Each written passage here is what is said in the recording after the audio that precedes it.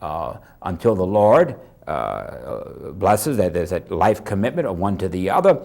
And for baptized persons, Catholics are obliged, we say, to canonical form. So they're obliged to, as Catholics, baptized Catholics, to marry in the Lord, to invite the Lord. And that means that they invite the church. And so the church's minister doesn't effect the sacrament. Rather, the two baptized persons administer the sacrament one to the other, but in the presence of the church. And without the presence of the church, without an indult permission to have a dispensation from, we say, from canonical form, then that's an invalid marriage. But for sexual acts that are proper to marriage, with regard to sexuality, that done outside of marriage, well, then it's a lie. It's saying that two persons are one, and they're not. And of course, it's a sin of fornication. It's a grave sin. It's done with knowledge and freedom. It's a mortal sin. And so fornication is an offense against chastity. And the Catechism says that it's even worse, of course, more serious when it involves young persons and a scandal to others. Again, the Catechism moves and it treats pornography, which we're going to treat next time in a special section next Sunday, because pornography is so now widespread and a great pastoral problem because of access to the mass media, particularly on cell phones, internet, iPads, and through the digital age. And so we want to treat that all alone next time. And it continues, speaks about prostitution, the great evil against the dignity of the person, those who are involved in it, those who are condoning it, silent about it. And of course, again, like it does with the treatment of masturbation, saying that there can be a lessening of culpability of guilt because people are coming over to other countries under a certain understanding, and then they're kind of forced into prostitution, or because of poverty, because of an abuse of a person's dignity. People are put in a very difficult situation where they end up doing something very much against their dignity in order to provide for family or for their own sustenance. And this is certainly lessens the personal guilt, but still a great objective evil that it must be removed from our culture and our midst. Of course, rape, forcibly, sexual advances on another person that are unwanted, and again, the very sexual act has to be within the context of marriage, and it has to be a free act as it participates in the free giving of oneself to the other, receiving vice versa. So rape is a great evil and great sin against against the virtue of chastity and our call, natural call to chastity, and because we're baptized Christians, our supernatural call to have that gift of self elevated with the very chastity of Christ. The Catechism also speaks about homosexuality and the sin of homosexual acts as offenses against chastity, and we'll treat a special section on that as well, because that's a very important issue and an important pastoral concern, and an issue that we need to understand the evil of these acts, that they are unchaste acts, and at the same time that there be no discrimination against persons who are struggling with same-sex attractions, and how to pastorally help. And also, if one who is struggling in that particular area, that the church reaches out pastorally to help them to become saints and to live a life of chastity as well. In treating of the dignity of marriage and the love of husband and wife, and the chastity proper to the marital state, we already mentioned about that the marital act, and not just one or two, but every act, every conjugal act between husband and wife, and that exterior act of coming together in the flesh to express that covenant union that they have one with the other, which for Catholic Christians, baptized persons, if they're in a state of grace, it's a liturgical act. It participates in Christ offering himself to the Father. Lord, into your hands I commend my spirit. Consummatum est. You see, it's complete, of giving a total gift, loving us to the end. And so marital couples have that great dignity of participating in that. But that act has to be both unitive and procreative. They have to be open to life and do nothing in that act that would hinder it. However, the church, you see, says that you can abstain from the act during fertile periods in order to avoid, for just reason, a pregnancy at this particular moment, because it may be imprudent and it may not be accorded with responsible parenthood to have a child at this time. for whatever reason, maybe financial, maybe psychological, certain difficulties at a particular time. But when the act is had, it has to be open to life. And this has been the constant teaching of the church. And of course, it's an expression of chastity, learning new expressions of love for one another. And of course, adultery is an offense against chastity, but it's an offense against the dignity of marriage, the dignity of the children, you see, which are the fruit of that union, the stability of marriage, the very vocation of marriage in general. But it's a failure to be faithful, which is one of the goods of marriage, that we have to be faithful, to be a man of your word and a woman of your word. And of course, that's condemned throughout the scriptures, and Jesus says it as well. He hates divorce. Civil divorce at times can be tolerated for the protection of children, for a serious reason, even separation for a certain time, ordered toward the reunion of the spouse and reconciliation. But if God has put two persons together and the Holy Spirit has acted in consecrating that bond, then that sacramental marriage that has been consummated cannot be abrogated or dissolved.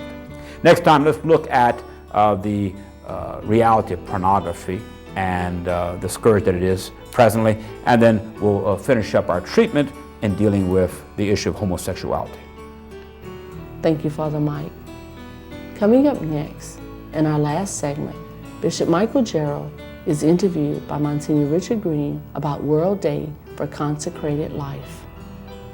Good morning, and thanks for watching our program today. With us, of course, is Bishop Michael Gerald of the Diocese of Lafayette. Bishop, thanks for being with us. Well, thank you. It's good to be here. On February the 2nd, the Church celebrates the Feast of the Presentation of the Lord. It's celebrated 40 days after Christmas, and it recalls the event mentioned in St. Luke's Gospel, when Joseph and Mary took Jesus up to Jerusalem to present him to the Lord. It was an act of thanksgiving to God for the gift of a child, and an act of consecrating the child to God. So, Bishop, in today's church, the Holy Father, Benedict XVI, asks us to focus on the consecrated life. What does that mean? Yes, the Holy Father has been interested in promoting this idea of the consecrated life. And actually, it means some sort of public consecration, not just a person's private individual thoughts and vows, but a public consecration recognized by the Church. And there are a variety of these forms of consecrated life. Some of these we're very familiar with, but some we're not very familiar at all. What we're most familiar with are those that we call the sisters and the brothers, and some priests, who belong to what we call religious orders or religious communities. The Jesuits, the Franciscans, the Maronites, the Holy Cross. And these persons, in their consecration, take religious vows. And that is how they are recognized. They generally live in communities, and they take the three vows of poverty, chastity, and obedience. But besides this form, there are other forms of consecrated life. For example, sometimes there are lay persons who take particular vows, but they do not live in community. But they may be married or not married, and they live lives that are consecrated in a special way.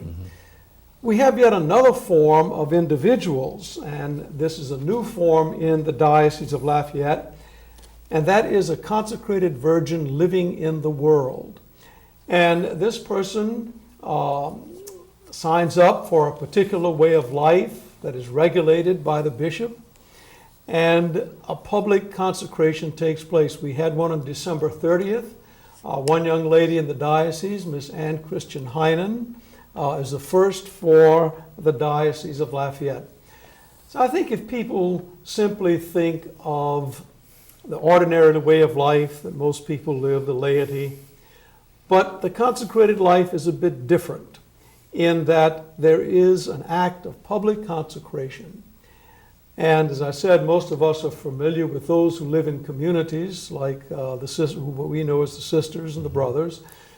But there are other forms developing, and we should be on the lookout for them. Okay. Well, Bishop, since you mentioned the vows and you named some, could you say a bit more about them, especially what's the essence of them? The vows of poverty and chastity and obedience are really based on the gospel.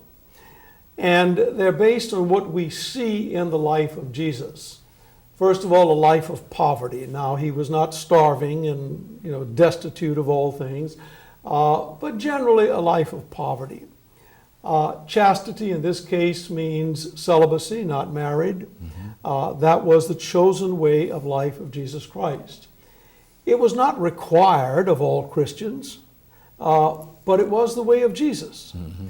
And third, the virtue of obedience. In Jesus' case, it was obedience to the will of his Father.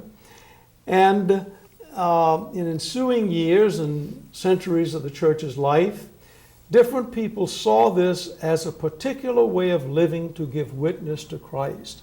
And that is to conform themselves to poverty, chastity, and obedience as their way of life. And of course, this way of life goes back over 1,500 years in the church. It's something that has been with us for a long time. Bishop, how will the Feast of the Presentation of the Lord be observed in the Diocese of Lafayette? I think this idea of the consecrated life we're going to observe in several ways. First of all, the Serra Club will have a social for the sisters and brothers on February 8th. And that is a way of expressing thanks. The Serra Club has been active in the diocese for over 50 years, and they have been a great source of support to our seminarians, our priests, our brothers, and our sisters. I owe them a great deal of thanks and appreciation. So they have this event once a year. And also, we will be asking people in the parishes to offer prayers for all of those who are in consecrated life and who are therefore making a very valuable contribution to the life of the church. Okay. Most of those watching our program, Bishop, are lay people. What should our laity take from the idea of the consecrated life? Well, I hope they would take the opportunity to offer a prayer of thanks for all who have dedicated themselves to Christ and to the church in this way. We have in the Diocese of Lafayette at this time 147 sisters. I know they're not as visible as they used to be, but we still have 147, and 14 religious brothers as well. So they still have a presence here, and we want to offer thanks for them. We also ask for everyone's understanding and support. They are still making a valuable contribution to the church, and we would hope that everybody would understand that they have this valuable contribution and are still making it. And I think for the young people, I would ask them to give some consideration to this way of life. It's rather peculiar that in today's world we have to make excuses or explanations of the consecrated life. And it's simply a life based more closely on the life of Jesus. So it should need no defense or no need for explanation. Thank you, Bishop Gerald and Monsignor Green. We hope you've enjoyed our program because it is produced for you. So please join us next week on this station as we tell the people about the Diocese of Lafayette and the good news of our Catholic faith.